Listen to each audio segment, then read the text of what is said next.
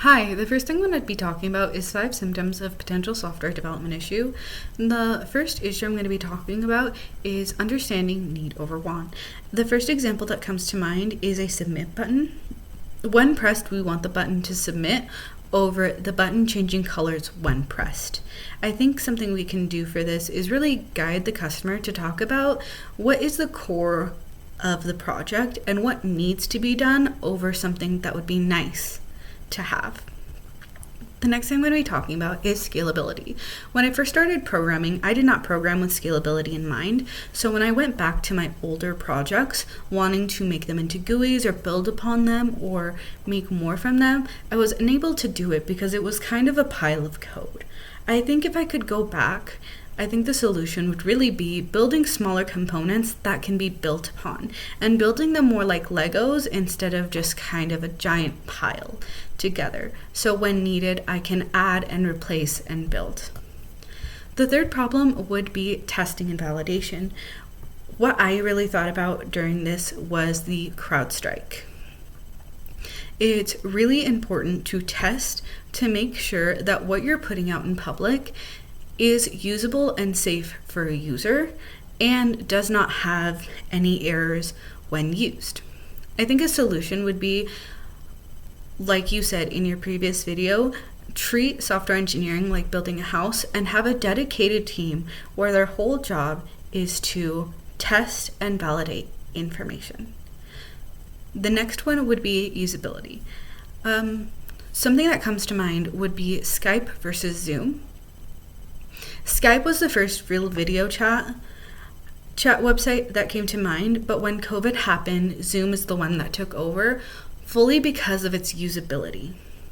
Skype may have been the first one in the market, but Zoom's usability is what skyrocketed it to be the main website used for video chatting. I think the solution about this would be really looking into human-computer interaction and UX design, and understanding that although color decision might not be a necessity, but design really is a need, and really impacting and putting that into the main objective when creating a project. The last one I would like to talk about would be communication, vision control, and problems. I think the first group project I ever did, there were a lot of problems, a lot of miscommunication, and a lot of people kind of arguing about what needed to be done. And we actually ended up with an unfinished prototype and a project that was not something that I would ever really want to put forward in a class setting. I think the solution would have been talking more, understanding, and really putting time aside and be willing to compromise with each other instead of everyone kind of fighting for what they believe is right. The next thing I want to talk about is project constraints. Because we're not in an in-person class where we meet twice a week, it is sometimes harder to find time to meet each other, considering the fact that most college students either work full or part-time and have other class loads going on.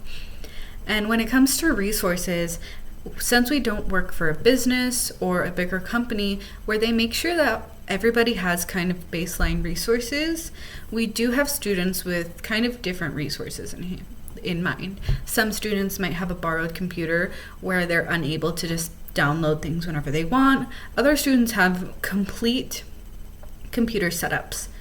And I think the main thing that we can do to figure this out is sit down and talk to each other so we can see what times we're able to meet, either online or in person, best contact information, and also so we can divide up the project workload depending on everybody's resources, so then everyone is able to really do their part without having to struggle, find resources, borrow a computer, or kind of do all of those things.